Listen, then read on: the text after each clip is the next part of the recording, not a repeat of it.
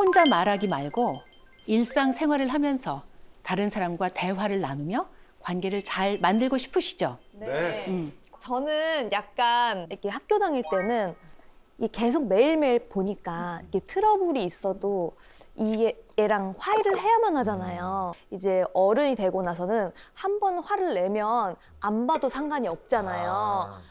그래서 어떻게 화해를 해야 될지도 모르겠고 아예 화를 안 내고 참아버리면 이 사람이 너무 싫고 그걸 참는 방법도 잘 모르겠고. 그런 얘기 어른들이 하세요. 순한 사람이 화내면 무섭다. 맞아요. 그건 왜 그런 거냐면 순한 사람은 10번 중에 9번을 참기 때문이에요. 9번 참고 한 번 화내는 거기 때문에 이거는 곱하기 10을 해줘야 되는 거거든요. 그렇죠. 폭발해버리죠. 그렇죠. 폭발해버리는 거죠. 근데 기껏 참았다가 한 번 폭발하면 이미지 무너지죠. 관계 힘들어지죠. 일단 내가 너무 싫어. 그래서 그냥 제가 생각한 방법을 말씀드릴게요. 자기 감정을 수치화해보는 게 좋을 것 같아요. 1부터 한 7까지 있다.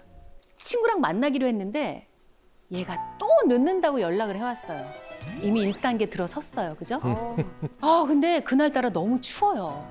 슬슬 화가 오르죠. 2단계. 얘가 막힌다고 더 늦는다는 거예요. 3단계. 안 되겠어. 너무 추우니까 커피를 사러 갔어요. 줄이 너무 길어요. 4단계. 간신히 내 차례가 왔어요. 카드 단말기가 고장이 났대요. 나 현금도 없고 갑자기 5단계. 9단계. 그죠? 네. 나는 이미 부글부글 하고 있고 이미 5단계까지 왔고 친구 얼굴을 보는 순간 어떻게 돼요? 폭발을 하는 거예요. 그럴 때 그냥 한 3단계쯤 됐을 때 그냥 포기를 하시고 그냥 집으로 가시거나 미안해 오늘 너무 추워서 나 너무 컨디션 안 돼서 집으로 갈게. 그게 나은 것 같아요. 7단계 돼서 폭발하고 그 친구랑 보내 안 보내 이러는 것보다는 단계 그리고 점수화하는 수치화하는 거는요 객관화시키는 거예요. 내 감정으로부터 객관화. 마치 남의 감정인 것처럼. 그러면 화가 숫자로 가버리거든요. 이제 완충지대를 두는 거죠. 수치화. 저 같은 경우는 가까운 사람은 뭐 부탁을 하거나 그러면은 솔직히 상황을 설명해서 이렇게 거절을 잘 하는 편인데 그 모임 같은 거 있잖아요. 저는 이제 일산 살고 있기 때문에 특히 이제 자주 강남에서 만나자 막 그래요. 그럼 나갔다 오면 반나절이 날아가요. 그럼요. 시간이. 근데 그거를 갖다가 거절을 갖다가 완곡하게 어떻게 해야 되는데 거절하기가 조금 힘든 것 같아요. 저도 사실 한때 거절 못하는 병에 걸려서 근데 그게 정말 이렇게 압박감이 와요. 이럴 때 어떻게 거절을 하면 좋을지 좀 생각을 해봤어요. 거절할 때는 자주 강남에서 만나자 막 그래요. 그럼 나갔다 오면 반나절이 날아가요. 그럼요. 시간이. 근데 그거를 갖다가 거절을 갖다가 완곡하게 어떻게 해야 되는데 거절하기가 조금 힘든 것 같아요. 저도 사실 한때 거절 못하는 병에 걸려서 근데 그게 정말 이렇게 압박감이 와요. 이럴 때 어떻게 거절을 하면 좋을지 좀 생각을 해봤어요. 거절할 때는 그쪽에게 선택권을 주는 것도 나쁘지 않다고 들었어요. 상대방에게. 네네네, 상대방에게. 그러니까 예를 어떤 들면 식으로? 그 모임을 주선하시는 분에게 솔직하게 말씀을 하시는 거죠. 네. 너무 가기 싫어요. 아니 지금 집에서 출발을 하면 강남까지 가는데 2시간 반. 네. 식사하고 저녁에 들어오는데 2시간 반. 5시간이 걸리는데 어떻게 하면 좋을까요? 아, 외려. 신박한데요? 네네. 그러면 그쪽에서 5시간이나 걸려요? 그럼 다음번에 우리가 한번 일산 쪽으로 가볼까요? 이럴 수도 있고. 아, 상대가 외려 내 입장을 배려하게끔. 그리고 시간을 조금 벌어라. 지연 작전을 조금 펴라. 그러니까 시간이 지난 후에 거절을 당하면 기대가 약간 사그러져서 덜 화가 난다고 해요. 실제로 냉철한 조언이라는 책에서 그런 구절이 있다고 합니다. 상대가 거절의 말에 상처 입지 않도록 적당한 시간이 지난 후에 정중하게 거절하라. 왜냐하면 대부분의 사람들은 어느 정도 시간이 흐른 후에 거절하는 것은 손쉽게 받아들인다. 그동안 처음에 가졌던 기대감이 상당 부분 사그라지기 때문이다. 아무래도 이제 저도 방송을 하고 말을 직업으로 삼은 사람이다 보니까 상대방한테 어떤 말을 했을 때 저 사람이 정말 기분이 나빠지는지도 잘 알고 있거든요. 근데 그 화살은 꼭 가족에게 쓰는 것 같아요. 밖에 나가서 그런 말들을 쓸 수는 없으니까 그러니까 좀 예쁘게 지적하거나 예쁘게 말할 수 있는 방법을 왜 가족한테는 못할까? 그게 왜 그러냐면 가족은 나라고 생각을 해서 그래요. 그런 거겠죠. 그런데 중요한 건 가족은 내가 아니에요. 그렇기 때문에 내가 그렇게 말할 때 상처받죠. 남편은 너무 하나라고 생각했군요, 제가. 어떤 분이 그런 표현하셨더라고요. 나는 다른 나라 사람과 같은 집에 살고 있습니다. 공감합니다. 네, 나는 개발도상국이던 대한민국에서 태어나서 살아왔지만 우리 아이들은 선진국 대한민국에서 태어났기 때문에 맞아요. 다른 나라 사람이라는 맞아요. 거예요. 어떻게 같은 나라 사람이 이겠느냐는 거예요. 여러분, 다른 나라 사람이니까 내 말을 이해하지 못하겠지? 여러 번 설명해 주세요. 여러 번 이해시켜 주세요. 짜증내지 말고, 화내지 말고. 아시겠죠? 네. 여러분 요즘 젊은 사람들이 몇 년 전부터 TMI 그러는 거 들어보셨어요? 네네. 뭐에 준 말이죠? 투마치 much 인포메이션. 네, 무슨 말하면 TMI 무슨 말이야? 얘기하지 마. 그것까지 알고 싶지 않아. 그렇죠. 내가 왜 그것까지 알아야 돼? 제가 TMI 하나 하겠습니다. 오늘 저는 새벽 5시에 일어나서요. 떡국을 끓여 먹고 왔어요. 오, 그 TMI 아닌데요? 알고 싶지 않잖아요. 뭘 먹었는지 뭐가 궁금해요. 근데 여러분, 그 사람과의 관계는 TMI에서 시작합니다. 여러분이 사랑에 빠졌을 때를 생각해 보세요. 그 사람이 아침에 뭘 먹었는지가 너무 궁금해요. 밥 먹었겠지. 근데 반찬을 뭘 먹었는지가 너무 궁금해요. 그 사람이 회사에 출근했겠죠. 뭘 타고 갔을지가 너무 궁금해요. 차 몰고 갔겠죠. 별일은 없었는지가 너무 궁금해요. 이게 TMI. TMI예요. 즉, 여러분이 TMI 말하는 순간 난 널 사랑하지 않아. 난 널 거부해. TMI 하지 마. 이거는 관계를 단절하겠다는 뜻이에요. 자, 그런 의미에서 교수님, 오늘의 TMI 하나 말씀해 주세요. 제가 이제 이 진행을 맡게 된 그 사연이 좀 길어요. 네네. 아, 벌써 TMI야. 때는 바야흐로 2022년 7월. 근데 실제로 집에서 제가 이 얘기를 한 3시간짜리 버전으로 얘기를 얼마나 이게 대단한 일입니까? 엄청난 큰 변화인데 그냥 국 식는다고 빨리 먹으라 그래서 심리학자라고 별 수 있는 건 아닙니다. 제가 아는 분은 TMI를 이렇게 표현을 했어요. 소설가인데 농담 뜨개질이라는 표현을 했어요. 뜨개질 아시죠? 한 코 한 코 나아가요. 내가 농담 한 번, 네가 농담 한 번, 내가 TMI 한 번, 네가 TMI 한 번 이렇게. 그러면 결국 우리 사이에는 목도리도 완성이 되고 조끼도 완성이 되는데 그렇습니다. TMI라고 말을 막는 순간 우리 사이에는 아무것도 이루어지지 않아요. 그러니까 우리 농담 뜨개질을 너무 피하지 말자고요. 친한 사람이랑 한번 해보자고요.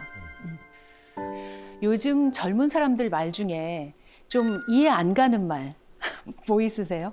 킹받쥬. 그죠? 네. 아, 진짜 킹받쥬 싫어요. 그죠? 진짜 옛날에는 야, 왜 화났어? 이건데 요즘에는 킹받쥬. 그러니까. 표정도 이렇게 해야 돼. 맞아요.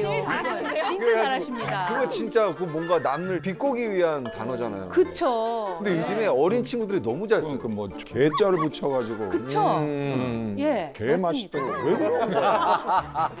접도 개는 이게 상실한 표현이잖아요. 고양이 맛이. 강아지 좋아해요, 강아지. 저 강아지 그쵸. 키우거든요. 아무리 근데- 좋아하지만 네. 개 이뻐 이건 그렇게 좋아요? 좋아요. 뭐야 이게 그거야? 요즘 사람들은 그렇게 말을 하더라고요. 개 귀엽다. 그러니까 왜 그런 거예요? 개꿀. 네. 이런 얘기를 하더라고요. 개는 선생님 말씀하신 것처럼 나쁜 데다 붙이는 거였어요. 개복숭아나 개살구는 먹을 수가 없어요. 그러니까요. 떫어서. 네. 근데 요즘은 좋은 거 앞에 개라고 써요. 아. 그렇게 붙여요. 예, 그리고 열받는다. 나쁜 말 앞에 킹을 넣어요. 좋은 걸 붙여요. 제가 생각한 건 이거예요. 요즘 사람들은 자기 감정을 드러내고 싶지 않구나. 좋은 건지 나쁜 건지 알 수가 없잖아요. 그래서 어른들이 킹받쥬 무슨 개꿀 왜 그렇게 말을 해라고 질책을 하지 마시고 나쁜지 좋은지를 말하지 않는구나. 내 감정을 드러내지 않음으로써 상처를 받고 싶지 않은 거구나. 저는 그렇게 좀 이해를 해주시면 좋을 것 같아요. 그리고 이런 광고를 하나 소개해드리고 싶어요. 2013년에 세계적인 광고제에서 큰 상을 받았던 광고였는데요. 여성의 단 2%만이 자신이 아름답다고 생각을 한다는 거예요. 그래서 어떤 광고를 만들었냐면, 여러분 몽타주 작가 아시죠? 몽타주 그리는 화가. 네네. 이분들의 특징은 뭐예요? 얼굴을 보지 않고 얼굴을 그린다예요. 네. 설명만 듣고 그리는 거잖아요. 예를 들어서 박은영 아나운서를 보지 않고 가림막 안에서 박은영 아나운서가 자기 얼굴을 설명을 해요. 저는 머리는 긴 편이고요. 뭐 눈은 막 설명을 해요. 그럼 그걸 그려요, 이분이. 근데 박은영 아나운서를 초아 씨가 자세히 보면서 설명을 해요. 네. 그러면 그 두 장의 그림은 똑같은 박은영 아나운서를 그렸죠. 그런데 다릅니다. 보여드리겠습니다. 우와. 정말 다르다. 자, 이 가운데 어느 쪽이 내가 설명한 나일까요? 왼쪽일 것 같아. 네. 내가 생각하는 나는 광대뼈도 튀어나오고 내가 생각하는 나는 턱도 너무 미워. 얼굴에 컴플렉스인가 보다. 자, 수많은 여성들을 대상으로 이렇게 그림을 그렸는데 100% 내가 표현하는 나보다 처음 보는 남이 표현한 내가 훨씬 아름다웠습니다. 그래서 남이 표현해준 내 모습을 보고 눈물을 흘리는 여성들도 있었어요. 그럴 수 있겠다. 그래서 저는요, 사실 거울을 잘 안 봐요. 왜냐하면 거울을 보면요, 고치고 싶은 데만 보입니다. 저도 견적 장난 아니게 나올 거예요. 하고 싶은 데 많아요. 그래서 안 봐요. 자, 거울을 보지 말고 뭘 봐야 하냐면 내 안의 아름다움을 봐야 해요. 다른 사람이 봐주는 내가 저렇게 예쁜데 다른 사람이 모르는 내 안의 아름다움도 있거든요.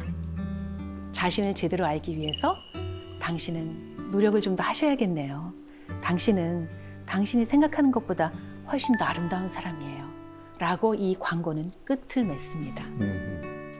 초아 씨, 미안하지만 단점이라고 생각하는 걸 한번 말해보고요. 우리 세 분께서 초아 씨의 단점을 장점으로 한번 바꿔서 얘기해 주시겠어요? 아, 이거 단점 얘기하면 다 그거밖에 안 보이는데. 저는 약간 키가 작은 게 좀 콤플렉스예요. 네. 네. 작은 대신에 작은 얼굴이 전체 프로포션을 완벽하게 하는데요. 작은 사람은 잘 안 늙어요. 과학적으로 뭐 입증이 된 것입니까? 확실한 거예요. 거짓말 같은데. 입증이 된 거예요, 교수님? 큰 사람이 조금 더 나이가 먹으면 더 많이 늙었다고 느껴지고 작은 사람은 그러니까 변화량 자체가 적게 느껴져가지고 그러니까 많이 늙었다고 안 느껴져요. 진짜 이제 슬슬 좋아하기 시작했어요. 슬슬 좋아하기 시작했어요. 바로 이런 겁니다. 바로 이런 겁니다. 예. 어느 사찰의 한 스님께서 돈이 없으니까 담장을 쌓아야 하는데 직접 벽돌을 만들어서 쌓으셨어요. 몇 달 걸렸거든요. 딱 보니까 2장의 벽돌이 잘못 놓인 거예요. 이거 부수고 다시 하고 싶은데 너 몇 달이 걸리잖아요. 어떡할까 하다가 그냥 그 옆을 지날 때 안 보고 지나다녔어요. 그런데 어느 날 사원에 놀러 오신 분들이 이렇게 지나가는데 그중에 한 분이 정말 기가 막히게 아름다운 담장이네요. 이거 누가 만드셨나요?